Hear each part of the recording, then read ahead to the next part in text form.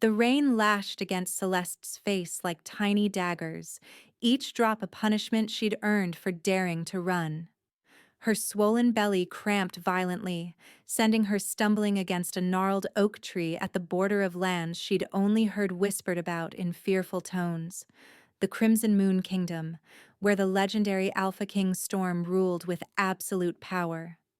Behind her, miles away now but still too close, the Blackthorn Pack territory stretched like a wound across the landscape, filled with wolves who'd watched her mate reject her and done nothing. The prophecy scroll pressed against her ribs beneath her soaked tunic, its edges sharp through the oilcloth wrapping. Ancient words that had condemned her unborn daughter before she'd even taken her first breath. The child of Silver Shadow shall either unite the packs in peace or burn them all in war's fire. Cade's voice echoed in her mind, as cruel now as it had been 3 days ago when he'd cornered her in their den. Get rid of it, Celeste. I won't have my bloodline tainted by some cursed prophecy brat. Choose. The thing growing in you, or me. She'd stared at her mate, her husband, the man who'd sworn before the moon goddess to protect her, and saw only a stranger wearing familiar features. His hands, which had once touched her with something resembling tenderness before her Omega nature disappointed him, had curled into fists. The silver of his eyes had gone flat and cold. I choose her, Celeste had whispered. Another contraction seized her body, stronger this time, stealing her breath and sending her to her knees in the mud. Too early. She was only 6 months along. The baby couldn't survive this. Panic clawed up her throat as warmth gushed down her thighs, mixing with the rain in pink-tinged rivulets. No, no, no. Her voice broke on a sob. Please, little one. Not yet, just hold on. Thunder cracked overhead, so loud it vibrated in her bones. Lightning illuminated the landscape in stark white flashes, revealing the border markers just ahead, crude wooden posts carved with warnings in the old tongue. Beyond them, through the sheeting rain, she could make out the dark silhouette of pine forests, so thick they seemed to swallow the light. She crawled forward, fingernails digging into mud and stone.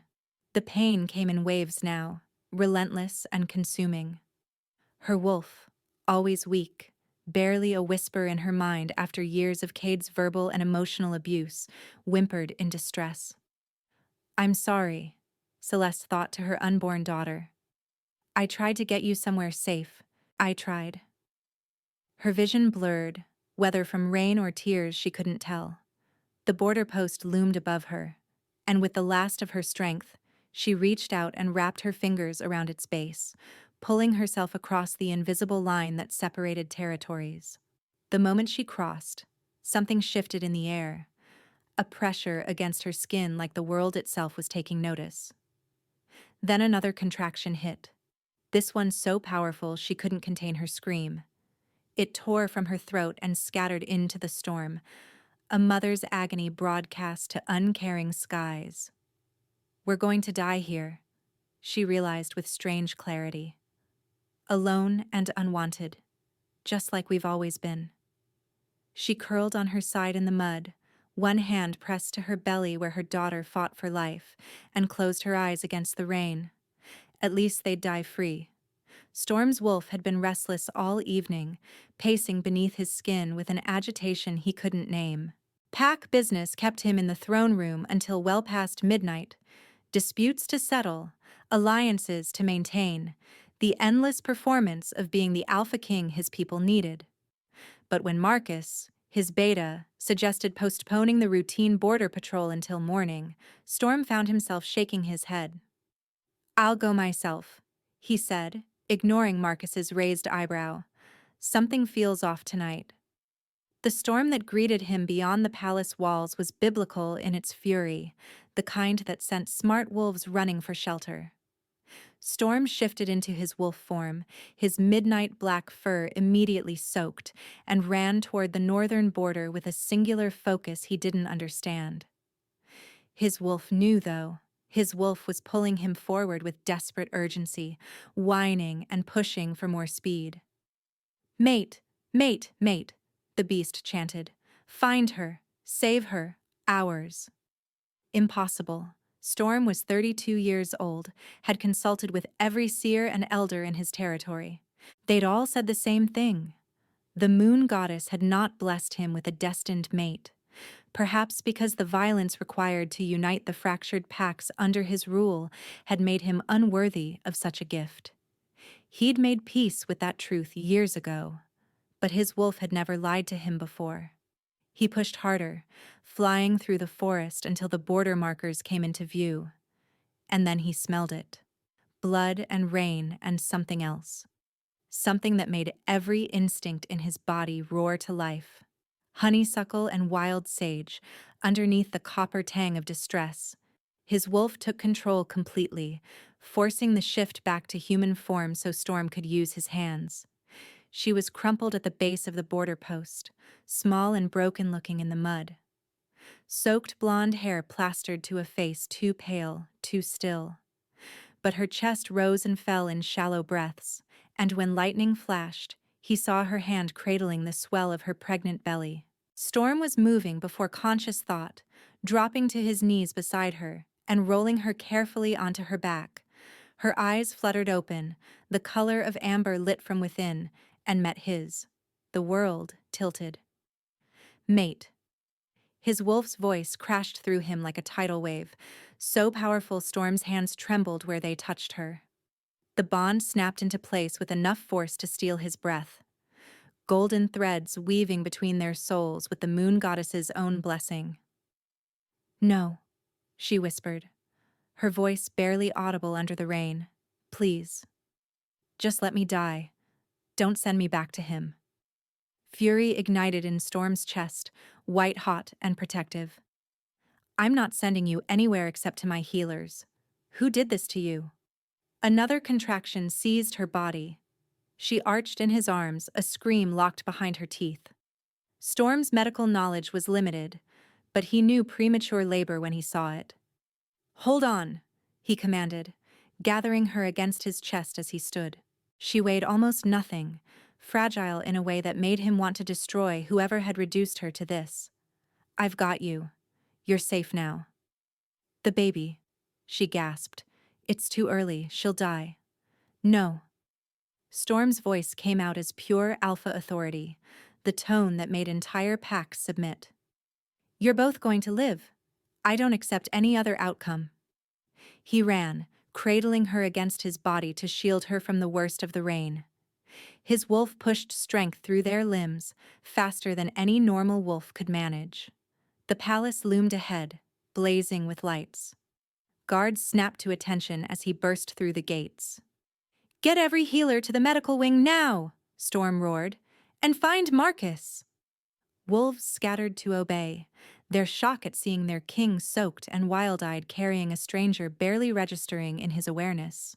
Storm kicked open the medical wing doors and laid her on the first bed he found, smoothing her wet hair back from her face with a gentleness that would have surprised anyone who knew him. What's your name? He asked softly. Celeste. Her amber eyes found his again, and he saw the moment recognition flickered through them. She felt it too, the mate bond pulsing between them. Confusion and fear warred across her expression. You're the Alpha King. Storm, he corrected. My name is Storm. I can't be here. Panic edged into her voice. The prophecy. My baby, they'll kill her. You have to. Another contraction cut off her words. Healers flooded into the room, led by Diana, his most senior physician. She took one look at the situation and started barking orders. Hands reached for Celeste, beginning examinations, and Storm found himself reluctant to move away. Sire, we need space to work, Diana said gently but firmly. Marcus appeared at his shoulder, gripping his arm. Storm, let them help her. Storm forced himself to step back, but only to the doorway. He crossed his arms and planted his feet, meeting Marcus's concerned gaze with an expression that invited no argument. I'm not leaving. Who is she? Marcus asked quietly. Her name is Celeste. Storm's eyes tracked every movement of the healers around her. And she's carrying a child marked by some kind of prophecy. Storm. Marcus's voice dropped lower. The council won't. I don't care what the council will or won't accept. Storm turned to face his beta, his oldest friend, and let Marcus see the wolf burning in his eyes. She's my mate, Marcus. My true mate. The moon goddess sent her to me, and I will burn this kingdom to ash before I let anyone take her from me. Marcus's eyes widened in shock, but before he could respond, Diana called out urgently. She's hemorrhaging! We need to deliver the baby now, or we'll lose them both. Storm's heart stopped. Through the doorway, he watched Celeste thrash weakly on the bed, her skin going gray. She turned her head, searching until she found him in the doorway, and mouthed a single word. Please. Whether she was begging him to save her daughter or to let them both go, he didn't know. But Storm had built an empire on impossible victories, had survived battles that should have killed him, had united packs that had warred for centuries. He would not lose his mate, and because yes, already he thought of the baby as theirs, child, the same day he found them. Save them both, he commanded Diana, putting every ounce of alpha power behind the words. That's an order.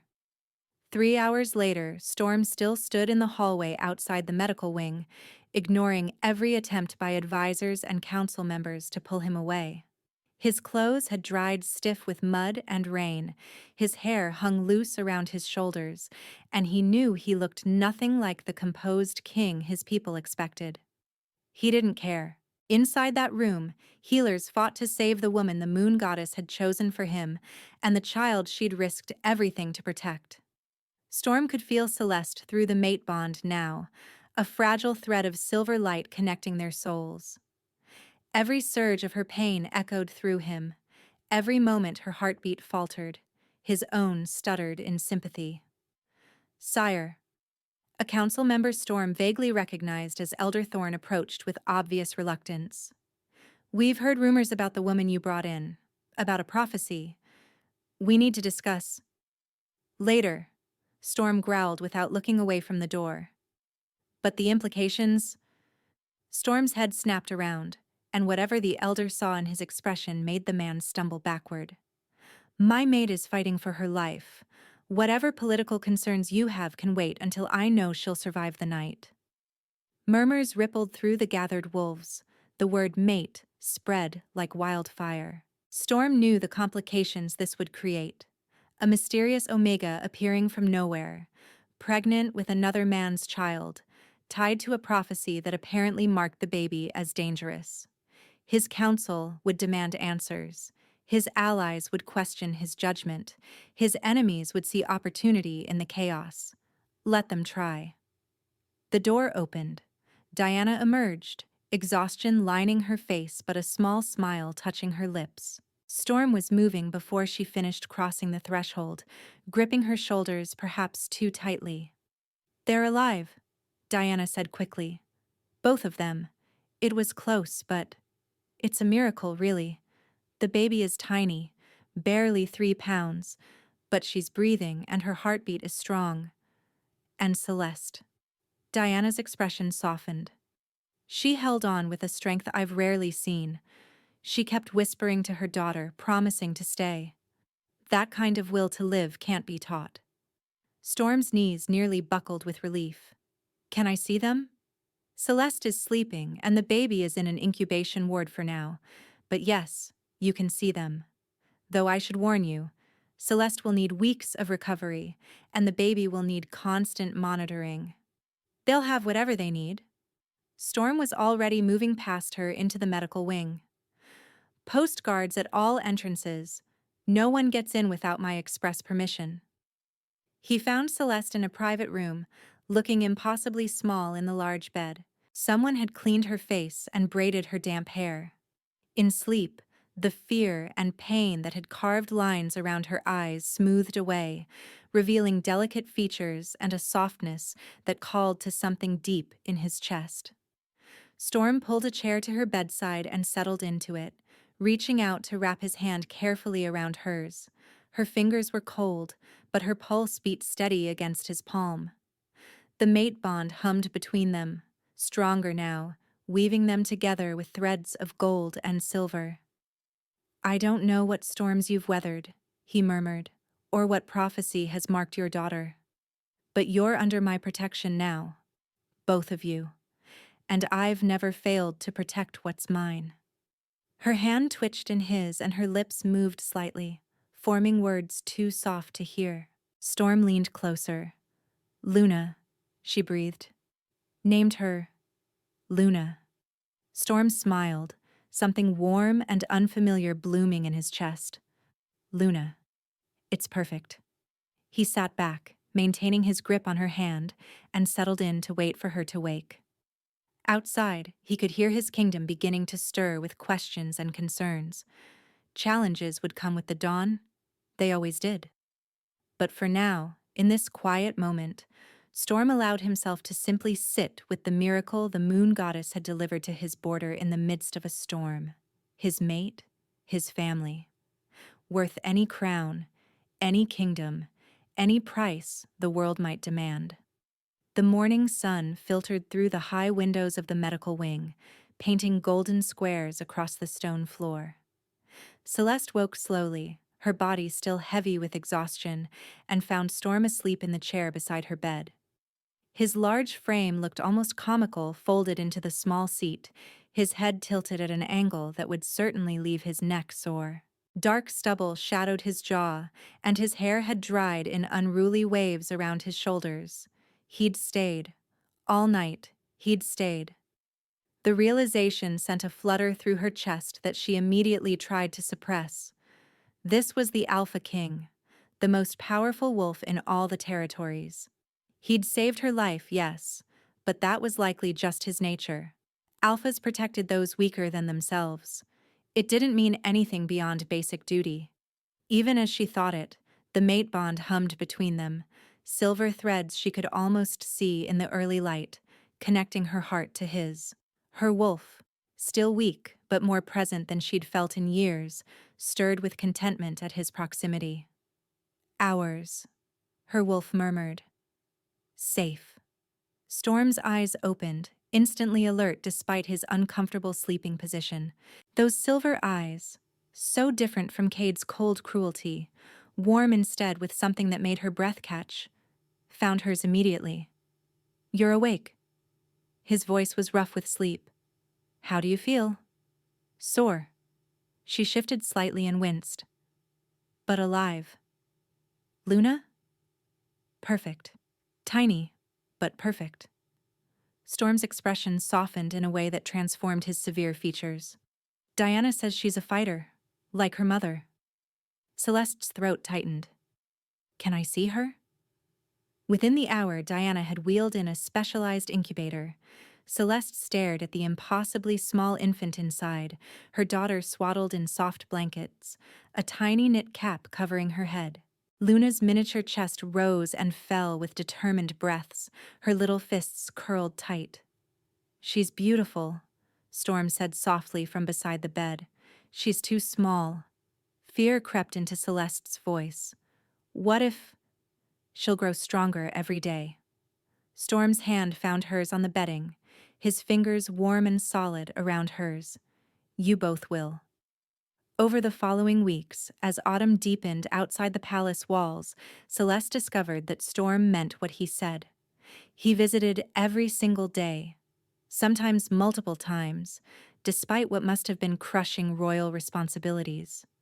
He'd appear in the doorway of her room, which had been upgraded from the medical wing to a spacious chamber with views of the gardens, bearing gifts. Books he thought she might enjoy. A soft blanket woven in shades of blue. A mobile for Luna's crib carved with tiny wolves and moons.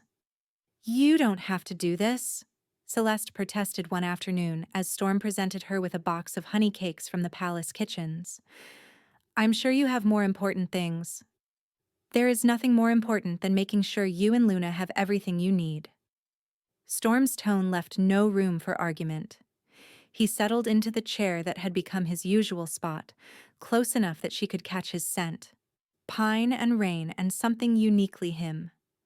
Besides, I enjoy visiting you. Is that so hard to believe? Yes, her damaged heart wanted to say. Cade had made every moment with her feel like a burden. But Storm looked at her with those warm silver eyes, and she found herself wanting desperately to believe him.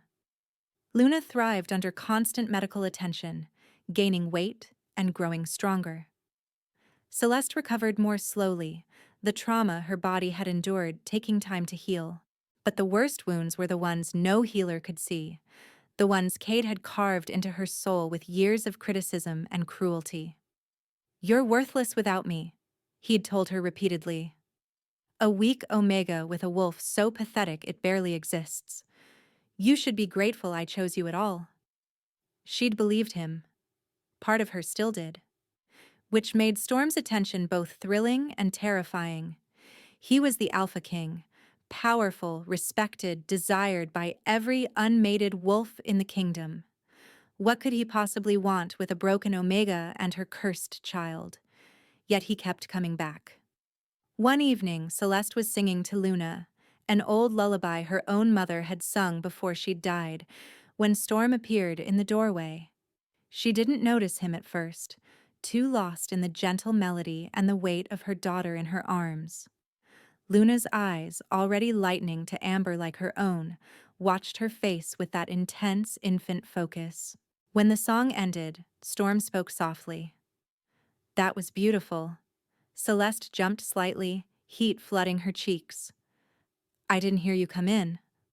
"I'm sorry, I know I'm not a good singer." "Stop." Storm crossed to her in 3 long strides, crouching beside her chair so they were eye level. "Why do you do that? Apologize for things that need no apology? Diminish yourself?" "Because Cade taught me to," she thought, but couldn't say. I know I'm not." "You're not what?" Storm's hand came up, hovering near her face but not quite touching, as if he was afraid she'd bolt. "Not strong? I've watched you heal from injuries that would have broken most wolves. Not a good mother?" Luna lights up when she hears your voice. "Not worthy?" "Celeste, you're—" He stopped, something fierce and vulnerable crossing his expression. "You make me laugh. Do you know how rare that is? Yesterday, when you told me that story about Marcus falling in the fountain, I laughed until my ribs hurt. I can't remember the last time I felt that light." "That's just a silly story," Celeste whispered, but warmth bloomed in her chest. "No, it's you, seeing the joy in things, finding humor even after everything you've survived." Storm's voice dropped lower. "You're remarkable, and I wish you could see yourself the way I see you." The mate bond pulsed between them, and Celeste felt tears prick her eyes. She wanted so desperately to believe him, to trust in the connection that hummed constantly in her awareness. But Cade's voice still echoed in her thoughts, telling her she was foolish, worthless, undeserving of love. Luna made a small sound, breaking the tension. Storm smiled and reached out, running one finger gently down the baby's soft cheek. "Hello, little one. Getting bigger every day, aren't you?" The tenderness in his expression made Celeste's heart ache. When was the last time anyone had looked at her daughter with anything but fear or calculation? That night, after Storm had reluctantly left and Luna slept in her crib, Celeste stood at her window and stared out at the moonlit gardens. The palace grounds were beautiful, manicured and peaceful. So different from the harsh territories she'd known. Too good to last. She'd heard the whispers from servants, seen the worried looks from guards. The council wasn't happy about her presence. Storm's people questioned why their king spent so much time with a mysterious Omega and her daughter. And the prophecy, that hung over everything like a storm cloud. The child of Silver Shadow shall either unite the packs in peace, or burn them all in war's fire. What if Luna was the fire? What if by running to save her, Celeste had only brought destruction to the one place, the one man, who'd shown them kindness? A knock at her door made her turn. Storm stood in the hallway, his expression grim. "Get Luna," he said, without preamble. "You're both moving to the royal wing, now." "What? Why?" "Because someone just tried to kill you." Storm's voice was deadly calm, the kind of quiet that preceded violence. "A servant found poison in the tea that was being prepared for you. Diana caught it before it reached you, but—" His hands clenched into fists. "You're not safe here. You need to be where I can protect you properly." Fear shot through Celeste, but not for herself. "Luna is coming with you. Both of you, in rooms connected to mine." Storm stepped into the room, and she could see the leashed fury in his eyes. "I should have done this from the start. Anyone who wants to hurt you will have to go through me first." Within the hour, Celeste found herself in chambers so luxurious they took her breath away. High ceilings painted with murals of wolves and moons, thick carpets in deep blues and silvers, a bed large enough for 4 people, draped in soft linens, and through a connecting door, Storm's own rooms. "I'll be right next door," Storm said, as servants set up Luna's crib near Celeste's bed.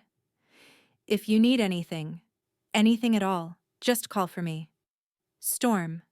Celeste caught his arm as he turned to leave, feeling bold despite her nerves. "Thank you. For everything. I know I'm causing you problems." "You're not causing me anything except sleepless nights worrying about you." Storm's hand covered hers where it rested on his arm, and perhaps some rather inappropriate thoughts for a king to have about his mate. Heat flooded her face, but something warm and hopeful fluttered in her chest. The mate bond sang between them, stronger here in the privacy of their connected rooms. "Get some rest," Storm said softly. "I've posted guards at every entrance. No one will hurt you or Luna, I promise." After he left, Celeste stood in the center of her new room, Luna sleeping peacefully nearby, and tried to process everything. She was in the Alpha King's private wing. He'd called her his mate openly, he'd promised to protect them, and she was starting to believe he meant it. The summons came 3 days later. Storm had warned her it was coming. His council had been increasingly vocal about demanding a formal audience regarding her presence. Celeste dressed carefully in a simple blue gown that had been provided for her, braided her hair, and tried to calm her racing heart. "You don't have to face them," Storm had said that morning. "I can handle the council." "No." Celeste had straightened her shoulders, channeling a strength she didn't quite feel. "If they have concerns about me, I should address them." Now, standing in an antechamber outside the throne room, she wondered if that had been foolish bravado. Through the heavy doors she could hear raised voices, Storm's, calm but firm, and others sharp with challenge. Marcus appeared at her elbow, his expression sympathetic. "They're particularly fired up today. Alpha Damien of the Shadow Pack arrived this morning." Celeste's blood went cold. She knew that name, everyone did. Damien was ruthless, powerful, and had been Storm's primary rival before Storm had consolidated power over the kingdom. What was he doing here? The doors opened. A servant gestured for her to enter. The throne room was massive, all soaring columns and ancient banners. Storm sat on a raised dais, looking every inch the king in formal attire. But his eyes found hers immediately, and the worry in them made her square her shoulders. Arranged before him were perhaps 24 wolves, council members, pack representatives, and in the center, a man who could only be Alpha Damien. He was tall and cruel-looking, with sharp features and eyes like chips of ice. "Ah," Damien said, his voice carrying across the chamber. "The Omega who's caused all this trouble." Storm's growl reverberated through the room. "Watch your tone." "Forgive me." Damien didn't sound remotely apologetic. "But surely you understand the concern, Alpha King.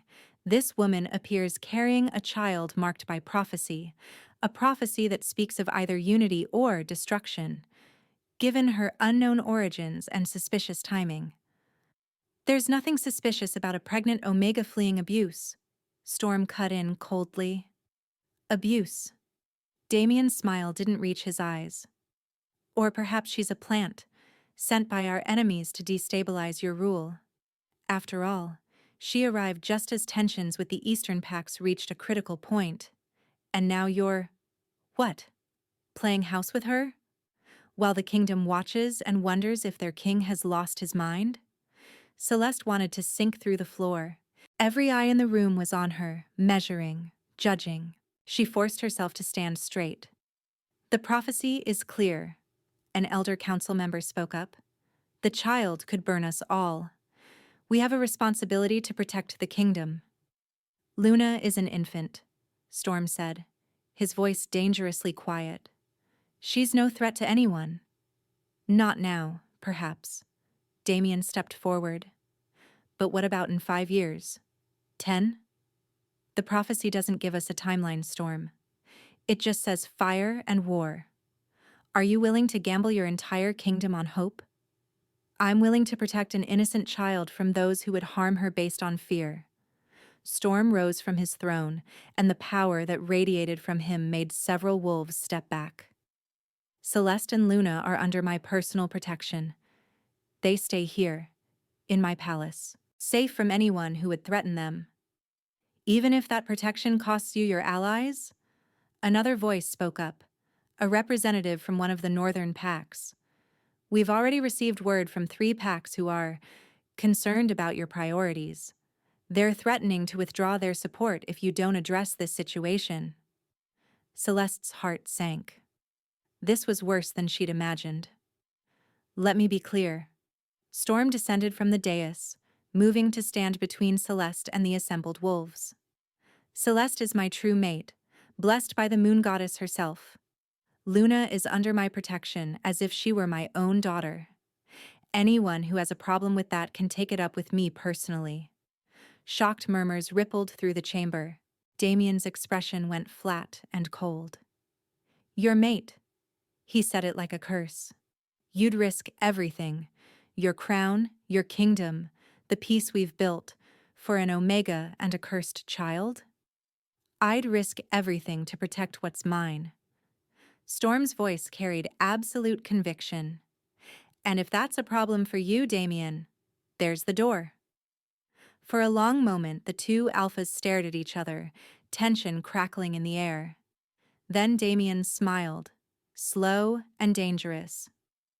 Very well. But don't say you weren't warned when the fires come.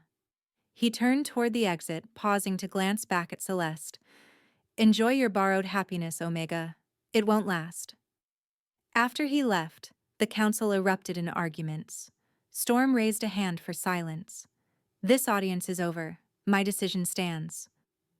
The council filed out, some angry, some worried, all clearly unsettled. When only Marcus remained, Storm turned to Celeste. I'm sorry you had to endure that. You shouldn't have… Celeste's voice broke. 3 packs, Storm. Your allies are abandoning you because of me. Then they were never truly allies. Storm closed the distance between them, his hands gentle on her shoulders. I meant what I said. You and Luna are under my protection. But at what cost? Celeste could feel tears threatening. I heard what Damien said. What if he's right? What if Luna is dangerous? What if I'm ruining everything by being here? Stop. Storm's thumb brushed her cheek. You're not ruining anything. And Luna is not dangerous. She's an innocent baby who deserves a chance to grow up without fear. Storm, do you trust me? His silver eyes searched hers. Did she? Celeste had been so certain she'd never trust anyone again after Cade. But Storm had proven himself over and over, in his gentleness with Luna, his patience with her fears, the way he'd stood between her and a room full of hostile wolves without hesitation. I'm trying to, she whispered. Then try a little longer. Please. The vulnerability in his voice undid her. Just stay. Trust me to handle this. She nodded, not trusting her voice. Storm pulled her into an embrace, and Celeste let herself lean into his strength, breathing in his scent and letting the mate bond soothe her frayed nerves. She didn't see Marcus's worried expression over Storm's shoulder, or notice the way his hand clenched around the report he carried. Warnings from their border scouts about unusual pack movements and whispers of a gathering storm. That night, Celeste couldn't sleep. Luna was peaceful in her crib, finally sleeping through most nights, but Celeste's mind raced with everything she'd learned. 3 packs threatening to withdraw support. Damien's barely veiled threats. The prophecy hanging over them all like an executioner's blade. She'd heard servants gossiping earlier, carefully when they thought she couldn't hear. About how Storm was neglecting his duties. About Lady Seraphina, a beautiful alpha female from a powerful family who'd been meant to be Storm's political match before Celeste appeared. About how the kingdom was fracturing over his decision to protect the Omega and her cursed baby. Every word had been a knife between her ribs. She should leave. It was the only logical choice. Storm would be better off without her. He could marry Lady Seraphina, secure his alliances, rule without the complications Celeste brought. And Luna, perhaps she'd be safer elsewhere, away from the prophecy's shadow. The decision formed like ice in her chest, painful but clear. Celeste rose and dressed quietly, packing a small bag with essentials. She could take Luna, slip out through the servants' passages Marcus had shown her in case of emergency, and be gone before dawn. Find some remote territory where they could disappear. She was folding one of Luna's blankets when a voice spoke from the connecting doorway. "Where do you think you're going?" Celeste whirled.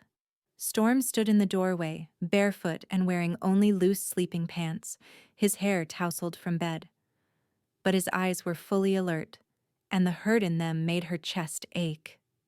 Her voice failed. Storm crossed to her in 2 strides, taking in the packed bag, her guilty expression. "You were going to run. Again." "I have to." The words tumbled out desperately. "Storm, you heard them today. Your kingdom is falling apart because of me. I can't. I won't let you lose everything you've built just to protect us."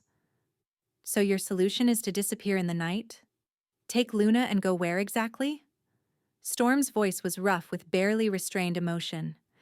"Back to your abusive pack? Into the wilderness alone?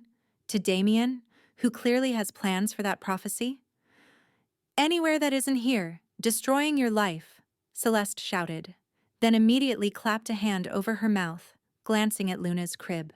The baby stirred but didn't wake. "Destroying my life." Storm repeated the words flatly. "Is that what you think you're doing?" "Aren't I?" Celeste gestured helplessly. "Your allies are leaving. Your council hates me. That alpha female, Lady Seraphina, she should be your mate, not some broken Omega with a cursed child. I'm ruining everything, Storm. Let me go before it gets worse." "No." The single word was absolute. "You can't just... watch me." Storm closed the remaining distance, backing her gently against the wall, his hands braced on either side of her head. Not trapping her.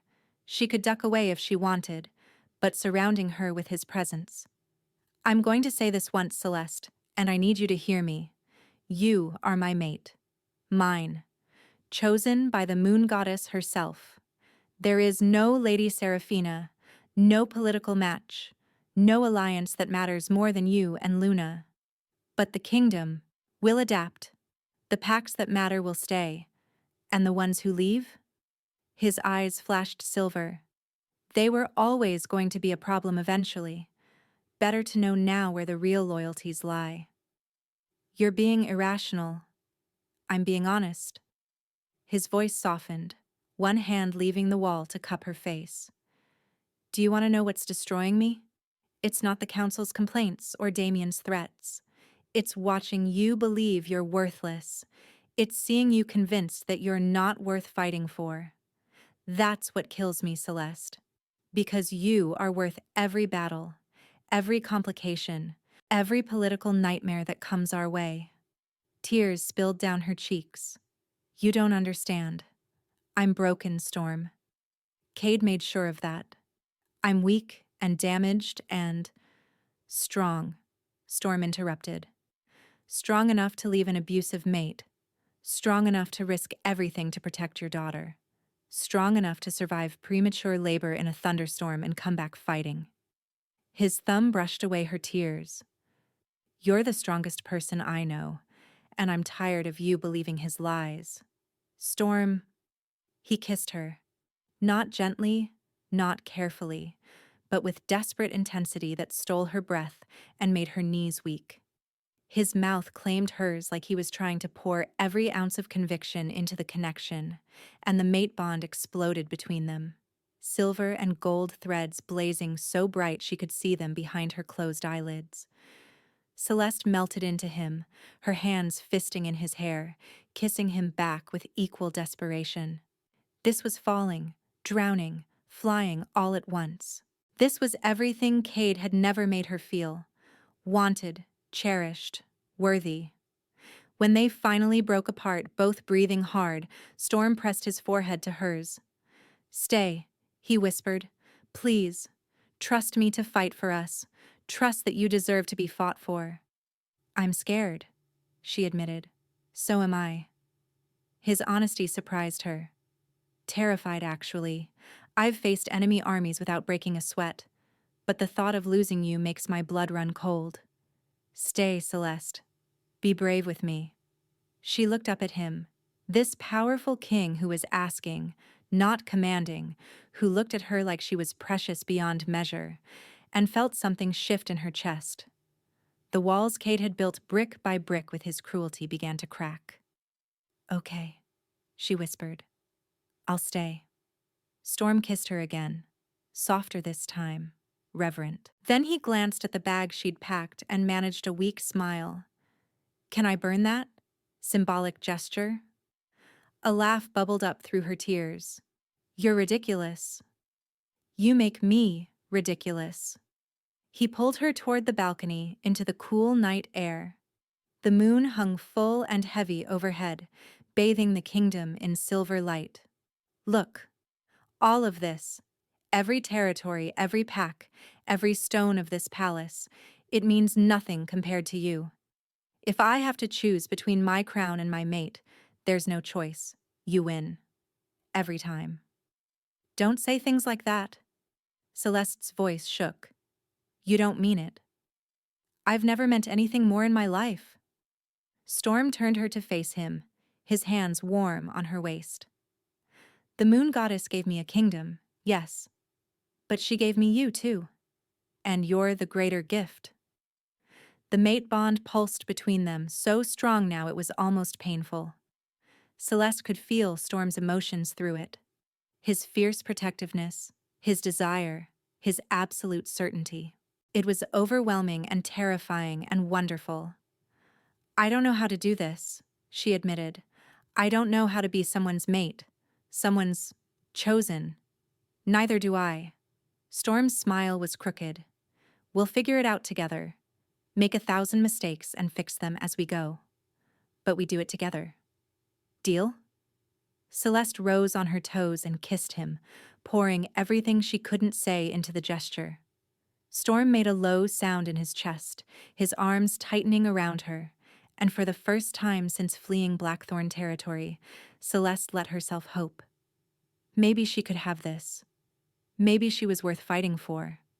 Maybe, just maybe, the moon goddess had given her a second chance at happiness. And this time, she'd be brave enough to take it. The dawn broke cold and merciless over the Crimson Moon Palace, but Storm barely noticed. He'd been awake all night, pacing the royal chambers with Luna cradled against his chest as she screamed herself hoarse. The baby's cries had started the moment Celeste disappeared, as if Luna could feel through some invisible thread that her mother was gone. Storm understood that feeling intimately, The mate bond, which had hummed with constant warmth since Celeste agreed to stay 3 nights ago, now felt like a gaping wound in his chest. The herbs she'd used to block it left only the faintest trace of her existence, barely enough to confirm she still lived. Somewhere, beyond his reach. The note she'd left sat crumpled on his desk, tear-stained and damning. "I'm sorry. I heard the council's ultimatum. I won't let thousands die because of me. Luna will be safe with you. Safer than she ever was with me. Love her enough for both of us. Tell her I tried to be brave." "Shh, little one." Storm adjusted Luna in his arms, her tiny face red and blotchy from crying. "I know. I miss her too." Marcus appeared in the doorway, exhaustion lining his features. He'd spent the night trying to track where Celeste had gone. Following the trail Storm's wolves had picked up heading north toward the mountain territories, toward the Council of Elders' ancient compound. The scouts confirmed it. Marcus said grimly, "Damien has her.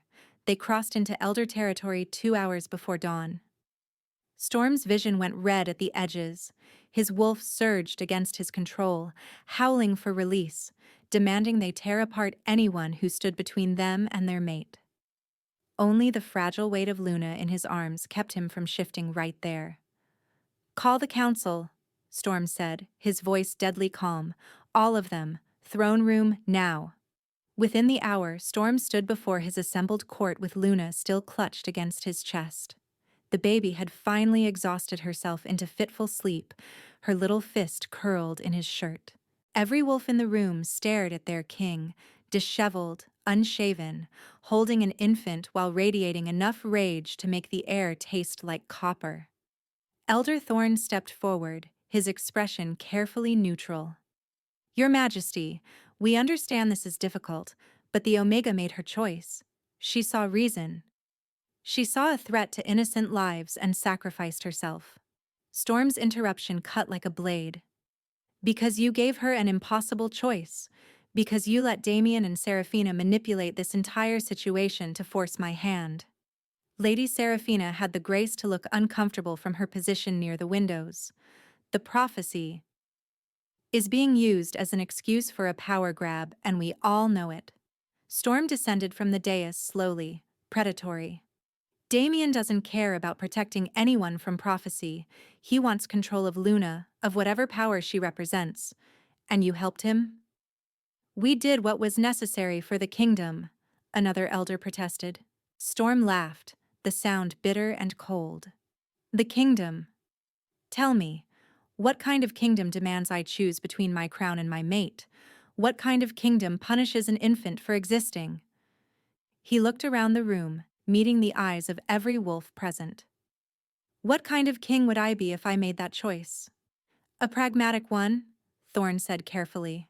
"Storm, we understand the mate bond is powerful, but you understand nothing." Storm's voice dropped to a growl that made several wolves flinch. "The moon goddess herself chose Celeste for me. She brought her to my border in her darkest moment and said, 'This one is yours to protect, yours to cherish, yours to defend.' And I stood here and let you drive her away with your threats and your fear." He turned to Marcus, who stood silent and steady at the base of the dais. "You've been my beta for 12 years, my brother in everything but blood. I need you to do something for me." Marcus's eyes widened slightly. "Anything." Storm removed the heavy silver crown from his head, the one his father had worn, and his father before him, stretching back through generations of Alpha Kings. He held it out to Marcus with his free hand, Luna sleeping peacefully against his other shoulder. "Take it. Rule in my place." Shocked gasps rippled through the throne room. Marcus stared at the crown like it might bite him. "Storm, you can't." "I can, and I am." Storm's voice carried absolute conviction. "I'm abdicating the throne, effective immediately. You'll be a better king than I ever was anyway. Steadier, less prone to starting wars." A grim smile touched his lips. "Because I am declaring war. on the Council of Elders, on Damien, on anyone who stands between me and my mate. You'll tear the kingdom apart, Thorn shouted. No. Storm settled the crown on Marcus's head before his beta could protest further. I'm showing this kingdom what real strength looks like. Not politics and manipulation, not forcing people into boxes to maintain tradition. Real strength is choosing love over power, family over crowns, my mate and daughter over everything else. He turned to address the room at large, his alpha voice rolling out with such force that wolves throughout the palace would hear it. I've spent 15 years building this kingdom, fought wars, made alliances, shed blood to unite packs that had been enemies for centuries, and I'd do it all again. But not at the cost of my soul. Not by abandoning the woman the moon goddess chose for me and the innocent child who deserves a chance to grow up free from fear. Storm could see it happening, some faces hardening with disapproval, others softening with something that looked like understanding. Young wolves exchanging glances, hope sparking in their eyes. Some of you will think I'm weak for this, Storm continued. That love makes me foolish. But I've learned something these past weeks with Celeste and Luna. True strength isn't ruling through fear or duty. It's having the courage to choose what matters, even when the whole world tells you you're wrong. It's fighting for those who can't fight for themselves. It's believing in love, even when it costs you everything. He kissed Luna's soft head, breathing in her innocent baby scent, and felt his resolve crystallize into steel. The old ways die today. The traditions that say an omega is less than an alpha, that an infant can be condemned before she's lived, that politics matter more than the moon goddess's blessings. I reject all of it. And if that makes me unfit to rule, then I don't want the crown. Silence fell across the throne room, so complete Storm could hear Luna's tiny breaths. Then a young warrior near the back dropped to one knee. I'll follow you, Storm, crown or no crown. Another wolf knelt, then another. A wave of wolves sinking to their knees, pledging loyalty not to their king, but to the man who'd just given up everything for love. My king. Marcus's voice was rough with emotion. This crown was never mine, but these wolves are yours to lead, if you'll have them. Let me come with you. Help you bring Celeste home. Storm gripped his friend's shoulder, gratitude flooding through him.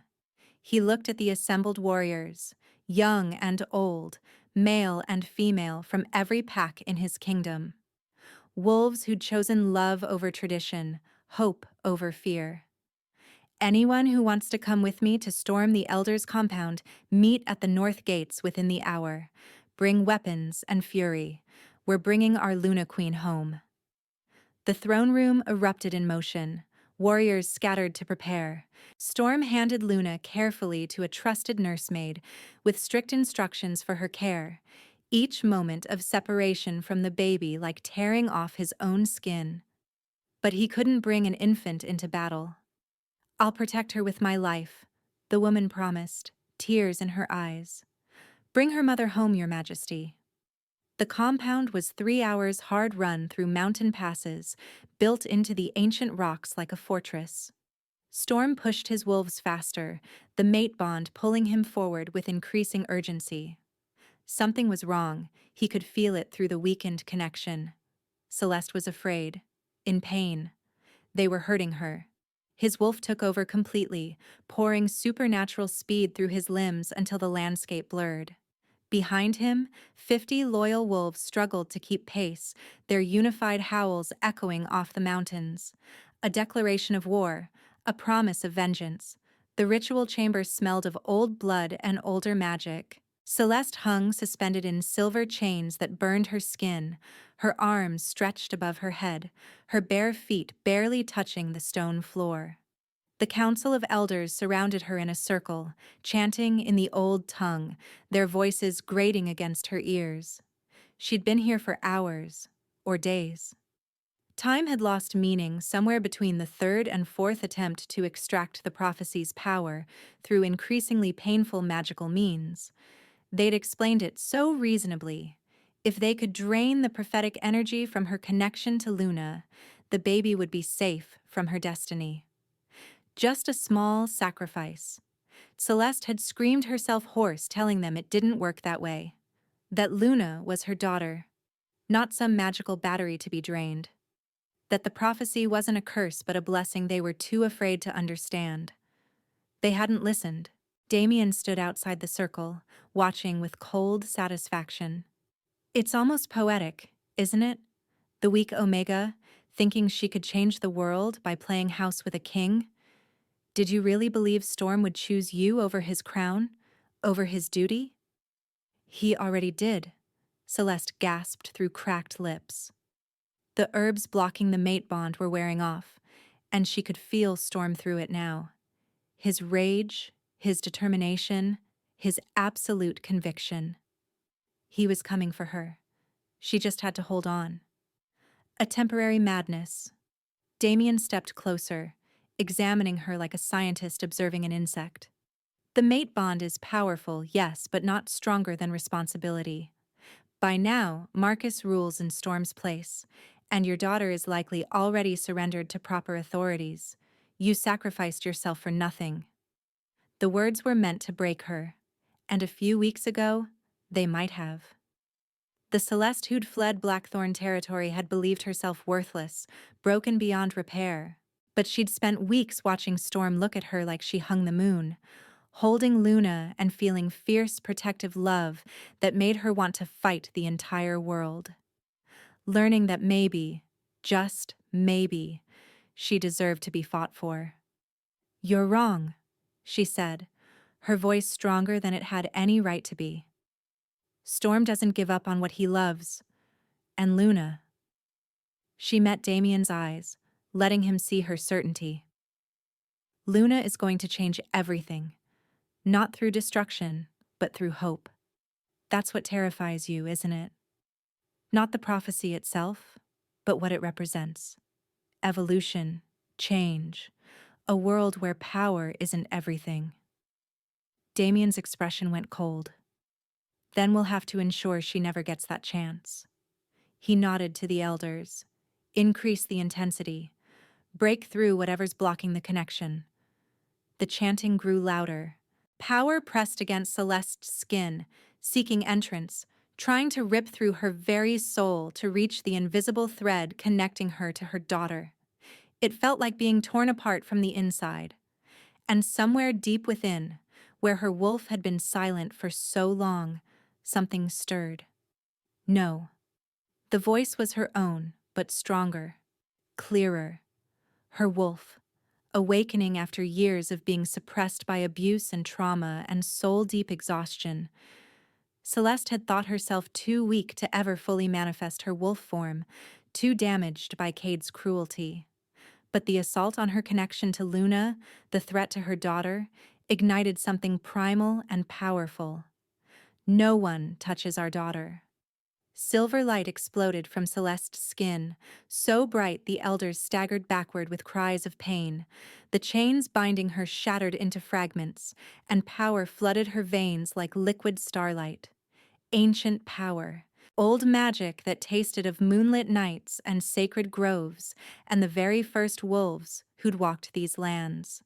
Celeste fell to her hands and knees, gasping as memories not her own flooded her consciousness. She saw wolves of pure silver, their eyes glowing with gentle power, walking between warring packs and calming violence with their presence alone. Luna wolves, they'd been called. Peacekeepers blessed by the moon goddess herself, their bloodline thought extinct for 300 years. But it wasn't extinct.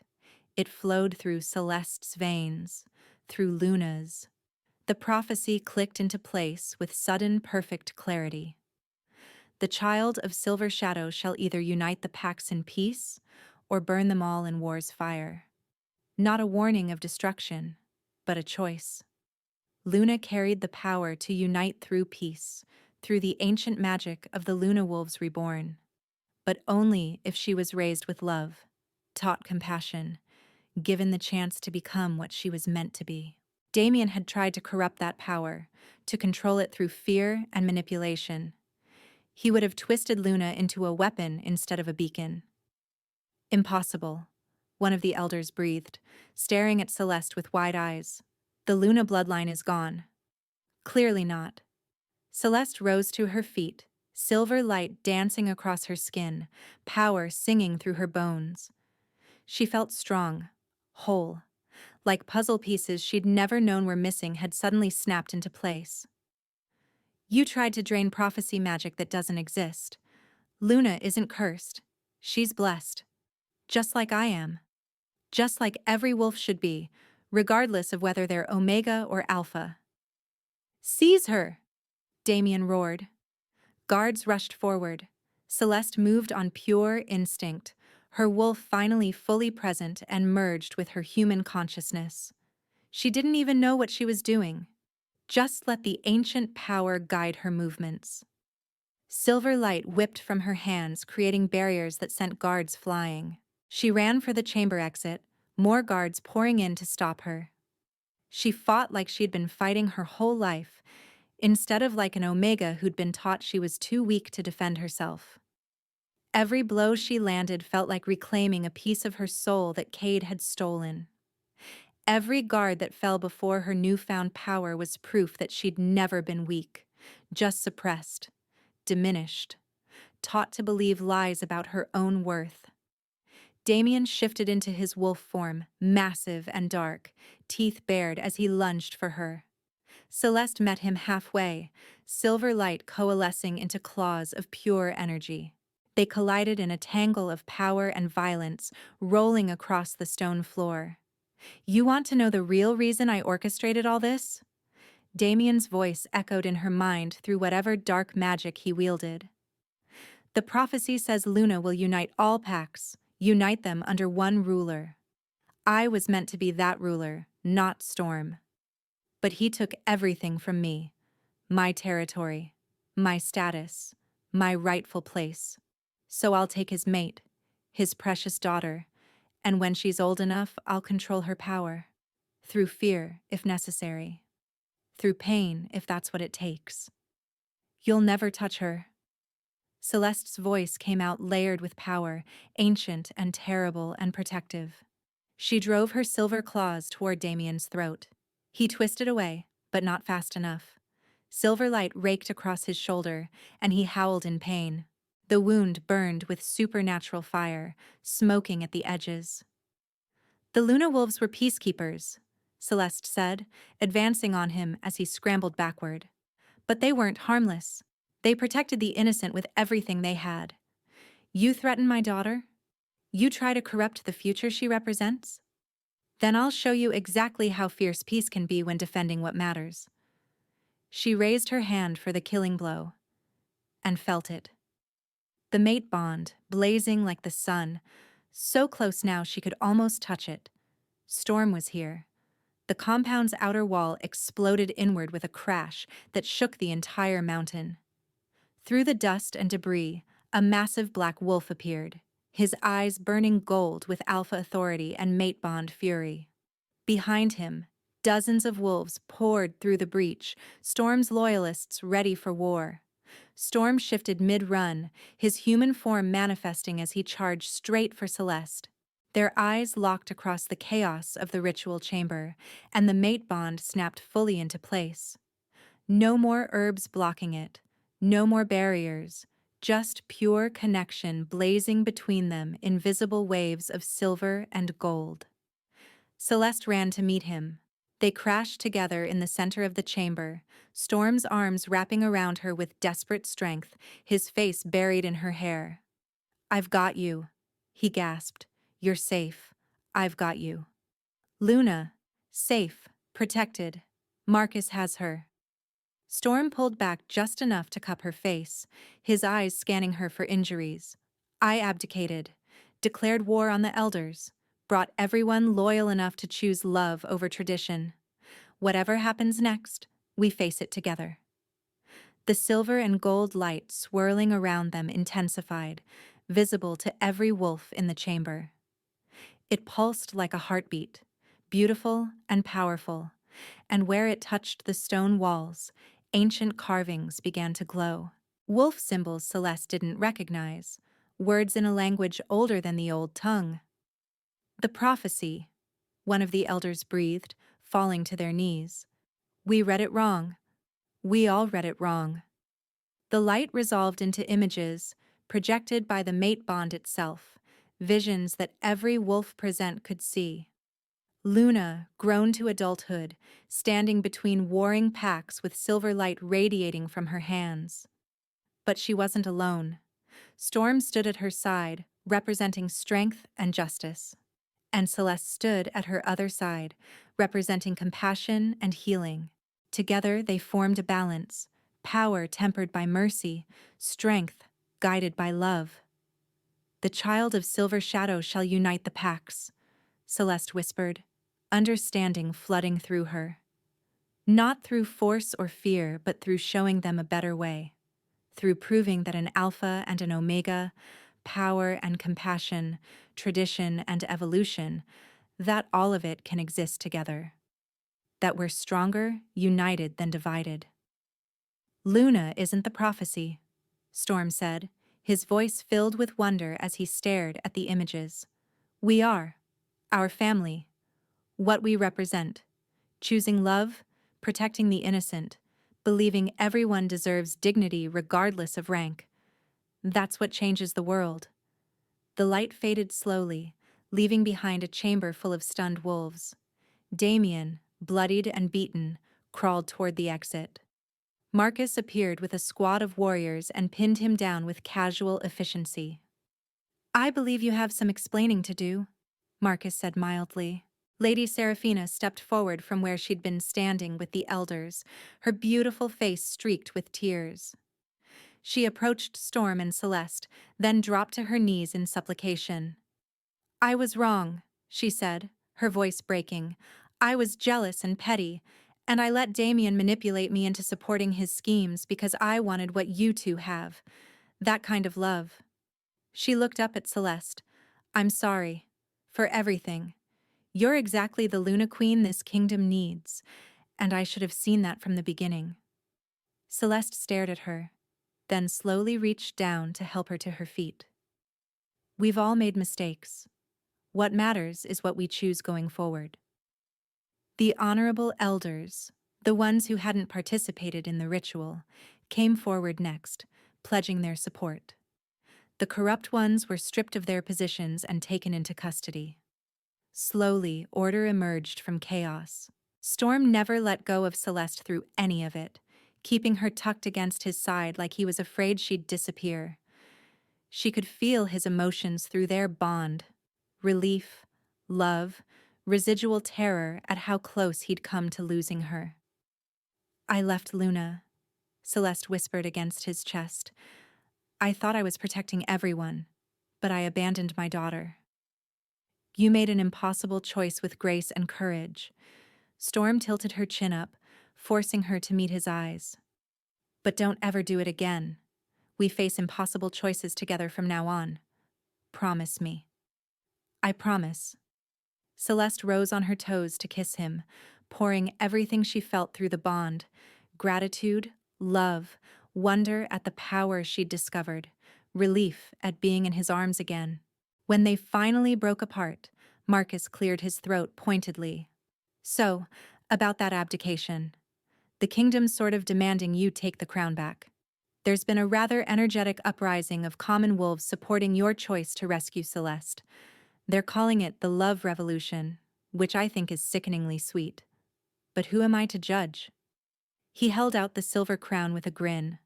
Also, I made a terrible king for those 3 hours. Too many people wanting to complain about property boundaries. You can have your job back. Storm laughed, the sound lighter than Celeste had ever heard it. He took the crown but didn't put it on. Instead, he turned to Celeste. We do this together. You and me, as true partners. I'll be the strength, and you'll be the heart. Sound good?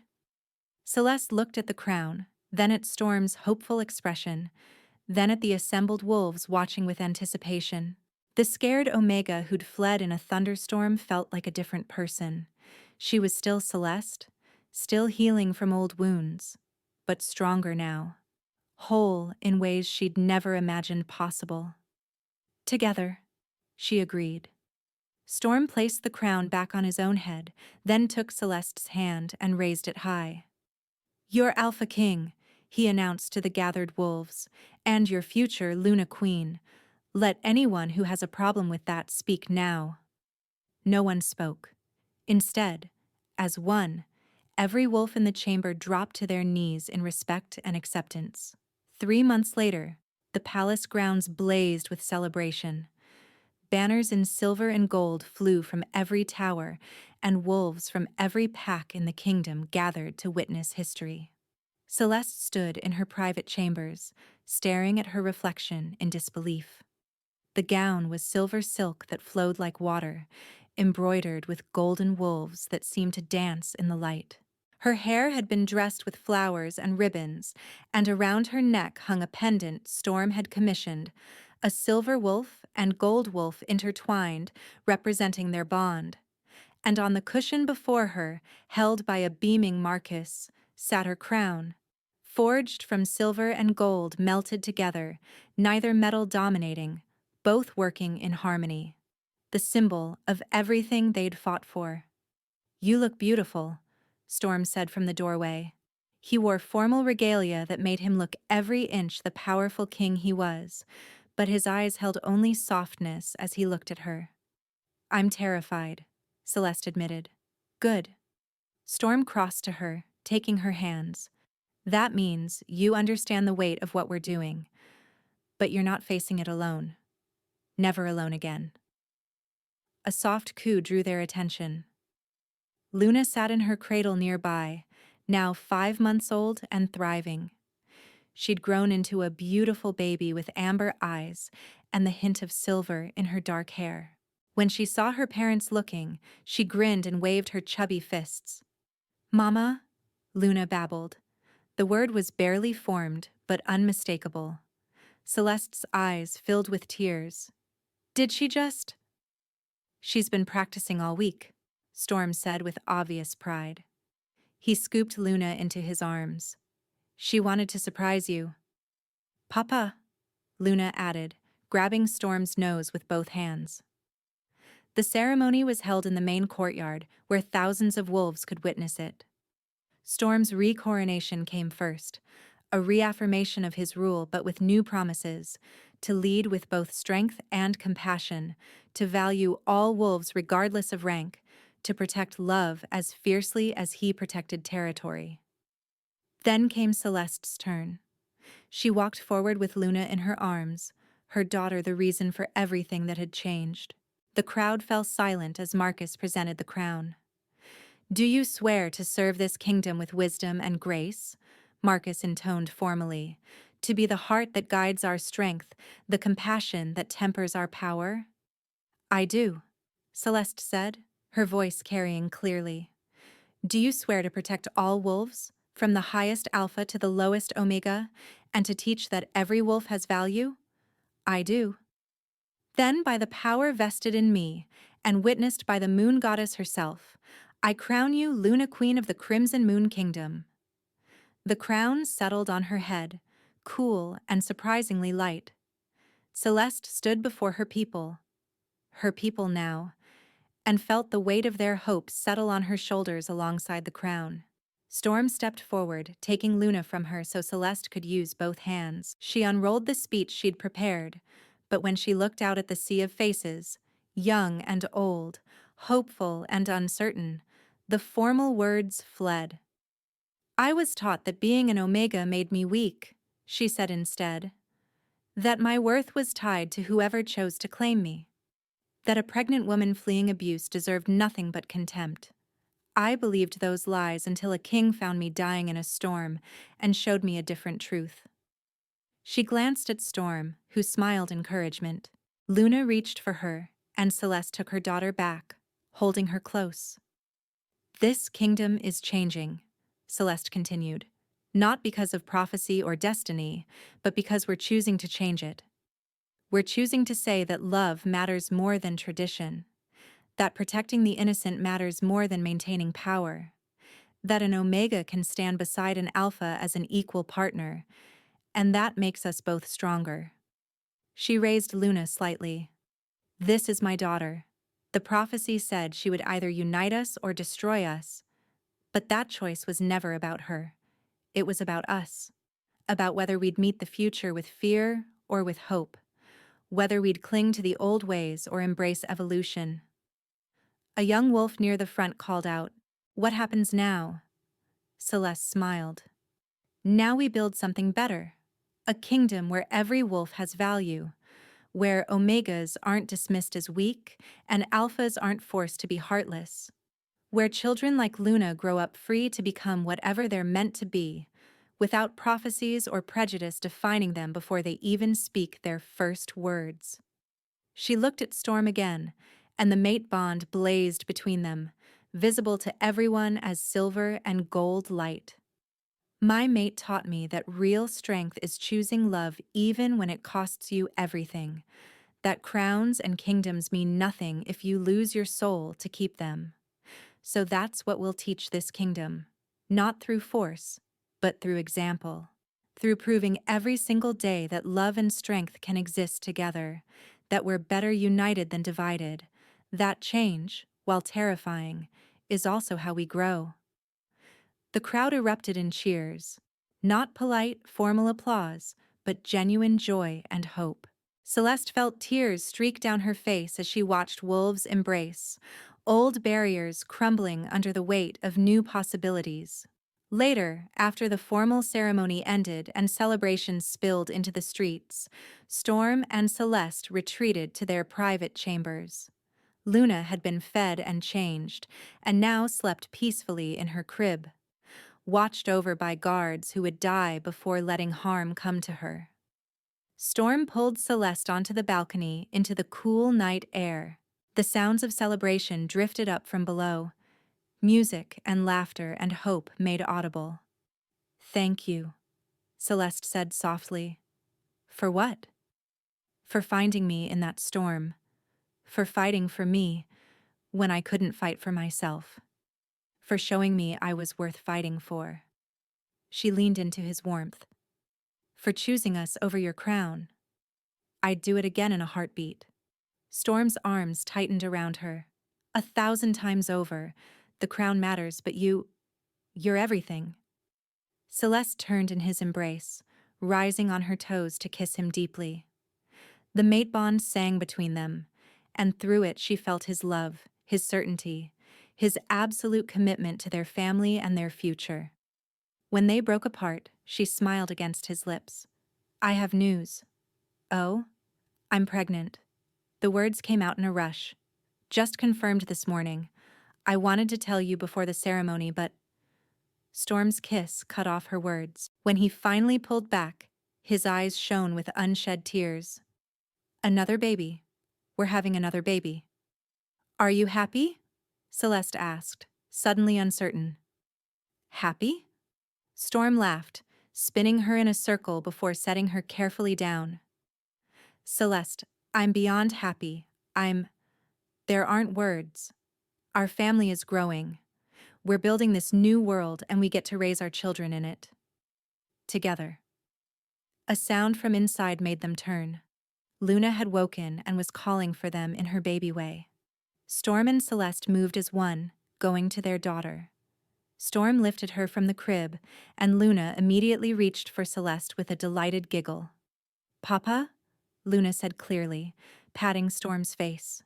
Then she turned to Celeste, her amber eyes bright and knowing beyond her months. "Mama." The three of them stood together in the moonlight streaming through the windows, their family circle complete. Outside, the kingdom celebrated their new Luna Queen. Below, wolves who'd never dreamed of a better future now dared to hope. And here, in this quiet moment, Celeste finally let herself believe in the happiness she'd found. She'd fled in a storm, broken and terrified, and convinced she and her daughter would die alone.